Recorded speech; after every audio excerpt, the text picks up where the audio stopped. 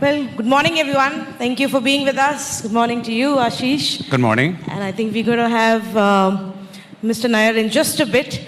But that was an extremely interesting conversation. And I think Padmaja, along with the minister, have really set the stage for us to take the conversation forward when it comes to the education field, Ashish.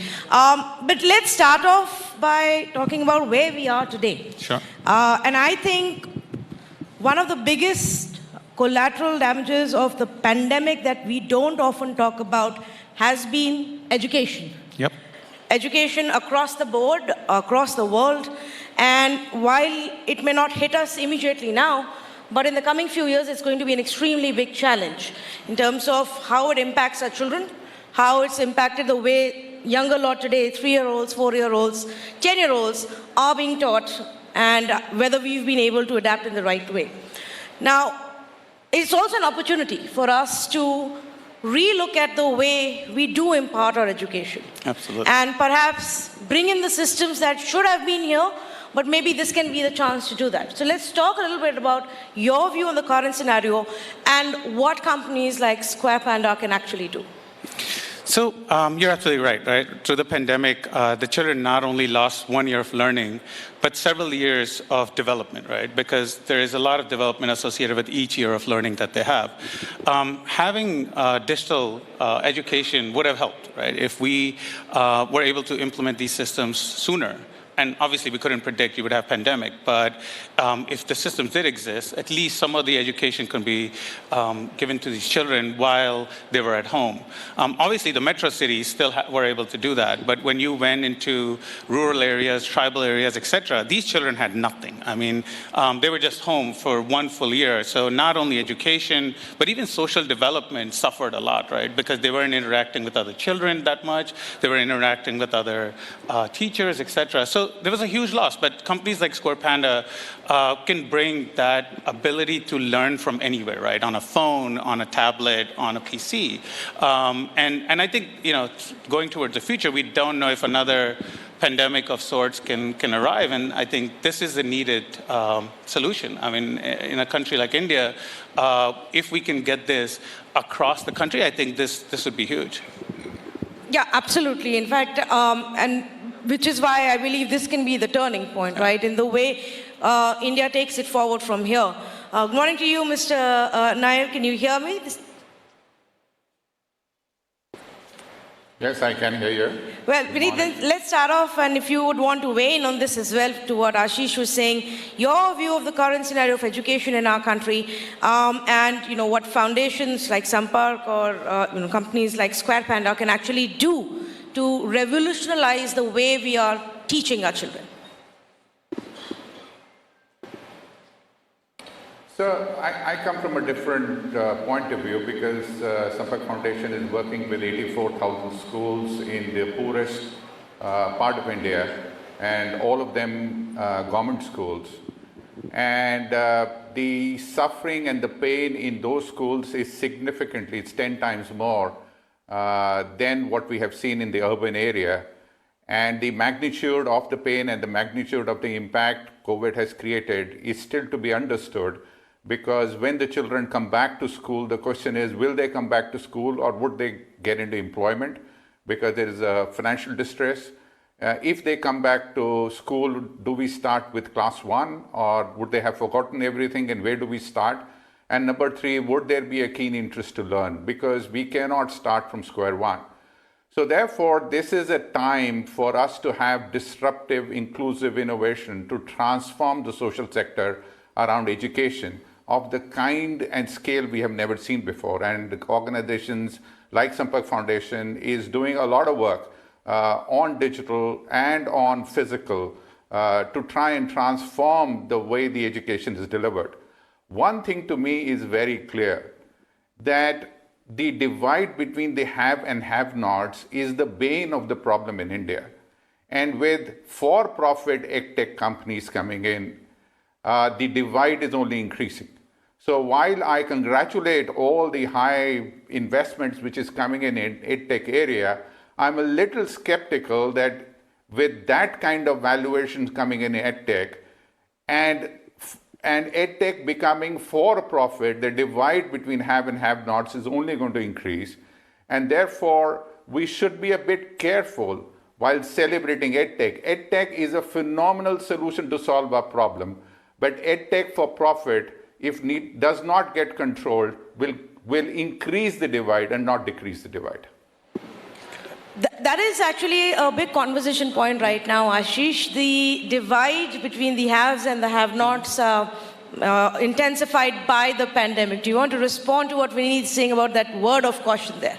Absolutely, and I agree with them, actually. One of our concentrations, or actually our major concentration, are the rural tribal areas of the country, right? We are, as an edtech company, we don't even look at the metros as our prime market. We want to make an impact, right? At the end of the day, yes, we're for profit, but impact is a much bigger goal for us than just that profitability, right? So can we balance the two? And agreeing with Vineet, sir, but we are looking at exactly those markets and those sectors. So yes, there may be tech companies that look at only valuation, but no, for us, it is also about impact and how many millions of kids can we actually impact with the solutions that we provide. So probably a balanced approach to this, or to ensure that profit making doesn't take precedence over anything else, would be to say you collaborate together with the public participation. So you look at what an established public government setup can do,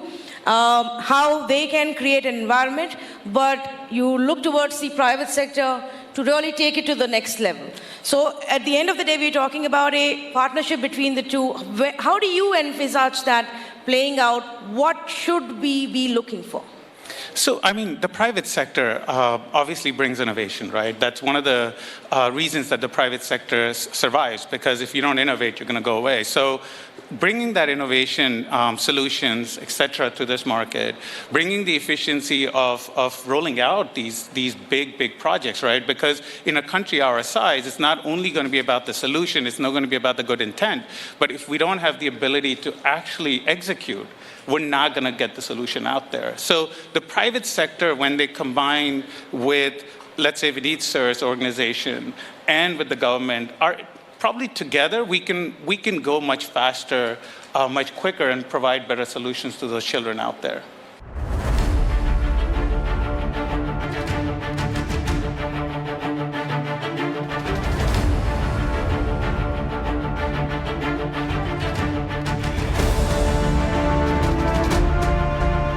Vineet, I don't know if you were able to hear the last conversation with the education minister here, who spoke about the new NEP policy and what the government really intends to do or has as a larger vision. But in the new NEP, as the way it's been presented, do you think it does the trick of the kind of changes we want in the way we want to teach the children? He spoke a lot about, emphasis on, and that's there in the NEP, emphasis on the use of mother tongue for little children, because when you are, when their mind is evolving, it's a little vulnerable, it's always better to speak in their mother tongue, in the regional language. From that to curriculum, are we headed in the right direction? And do you see a public-private way forward in that scenario? I think, from a pure statement of intent point of view, it is bold, it is visionary, and it sets a goal pretty high of what should be the education policy of the country. And I think it is a step or 10 steps in the right direction. What I worry about is what is the facts on the ground. The facts on the ground is that most children coming to our schools have their first meal as midday meal. Most schools lack infrastructure. Most schools' teachers are not well qualified, well trained, well motivated. The infrastructure doesn't exist. So forget about this language or that language. Hardly any education takes place in those schools, predominantly because you can see it in learning outcomes, right? With 70-80% of the children in grade 5 in government schools not being able to count beyond 99 or construct simple sentences in the local language. So where we wish to go, our vision is very compelling, very, very clearly defined. The goals are big, But where we are today is very painful. That is the reason I quit HCL and founded Sampark Foundation to try and bring about a change at the grassroots level. The problem at the grassroots level is very large. The amount of resources and the amount of innovation and the amount of execution and the amount of commitment education would need to move from this point to the vision defined in NEP is a long road.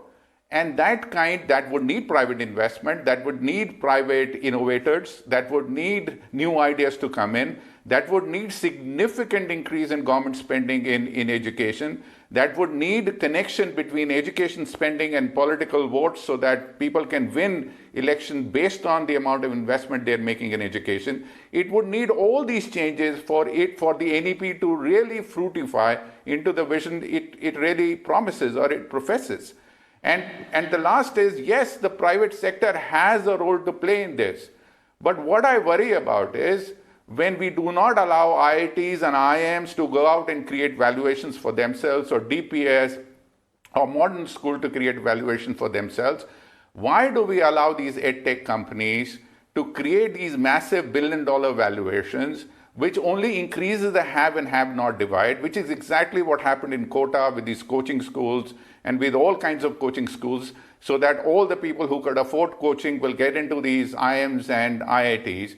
Exactly the same thing is being repeated all over the place. So while NEP is a good idea, we also need to bring some kind of these edtech for-profit initiatives under some kind of control and umbrella so that the divide between the have and have-nots is not increased, or take the money from the haves, if that's the kind of money people want to spend on education, take some of that and park that back into the bottom of the pyramid education. That way, the vision of NEP will become faster to execute than, in my experience, what is happening on the ground today. Actually, if I can just follow up with the question there, instead of saying that stop the profit-making, edtech companies, why not ask the government to empower the ones which are working for the have-nots, or which are working in the field to make it a level playing field? Why not ask the government to also bring in entities or partner with entities who can then ensure that those who are competing with the quota-trained IIT, ambition students are on the same platform? Rather than curbing one side, why not empower the other? Question to you, Vineet. Is that question to me? Yes. Yeah, you're absolutely right. Yes, that is exactly what we should do. We should leverage them. We should, and I think Square Panda is exactly, his answer was that we should encourage them that not to focus on for-profit, and there has to be an element. Their content needs to be given free, or whatever it is. Some kind of balance needs. Yes, we should leverage them, but we should force them. For example, what does Delhi schools do? 25% of seats are reserved for people who cannot afford it. Fantastic idea. Right? So you are saying, okay, schools, you can charge whatever fee you want, but 25% of the students have to be educated free for you, and you have to give them uniform. So exactly those kind of policies will have to come back. So I am for-profit education. I have no problems, because unless capital is invested, education will not transform. However, that capital investment in creation of that wealth has to be within a framework so that we can divert it. This is exactly the reason of our fight against Facebook on free basic, right? So if we do not allow free basic of Facebook, rightly so, and we are fighting with WhatsApp on privacy, we should, whenever education becomes for profit, there has to be some governing rule so that it is available to all and not available to few. Yes, all the innovation will come because of capital, but that capital has to be diverted so that more people gain from it, rather than it becomes a source of profiting out of India's aspiration of becoming great. And then the same thing, people who can afford will get into IITs and IIMs, and people who can't afford will stay back, which is exactly the problem in our school. And the minister also said, all the people who can afford also afford to go out for their higher education and work for multinationals. So the talent is also not retained in India. So we have to broaden the pyramid in the organization, and these companies with this kind of capital should be the source of innovation and should take the responsibility of uplifting the rest of the country, because they are making so much money. They should share that content, technology, whatever it is, they should share that with the rest so that as a country as a whole develops. Fair enough. I think, Ashish, one thing that all of us will agree on is that the new education policy that the government's brought up is largely still a vision document. Yes. A lot of it, the nuances and nitty-gritties have to be followed up with and then implemented. Now, so here is your chance to, I mean, if you had to have a conversation with the government, the bureaucrats, the policymakers today, what would your advice be? How to define it, especially in the field of, say, primary education? And I'm not just talking about what you're giving to the children, but the curriculum, the back end, the teachers. So you're absolutely right. I mean, it's a vision that will need an execution, right? That's the point I've been saying multiple times.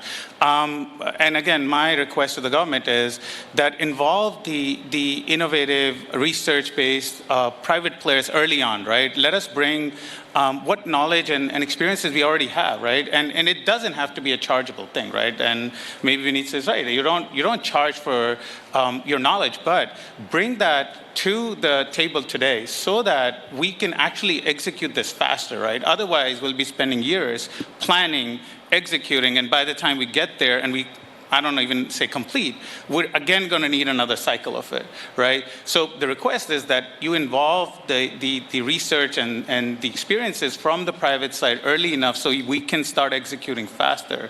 One thing I do want to echo from Vineet sir, just as a thing, as part of this policy, the whole thing about the educators being empowered and upskilled is probably your first and prime focus, right? Nothing is going to be successful unless they themselves have been upskilled, right? Like sir said, you know, if you can give them whatever tools you want, right, it's not going to work unless they themselves understand how to use it and what the benefits are for using it. Yes, unless they know how to use it and how to actually use it for the betterment of the children. We're completely out of time. Thank you so much, Mr. Vineet Nayar. Thank you, Ashish, for joining us here. I think everybody can agree that in the field of education, with the new policy, the intent's there. Now it's time to get together, collaborate, and work towards a better education system. Thank you so much. Well, thank you.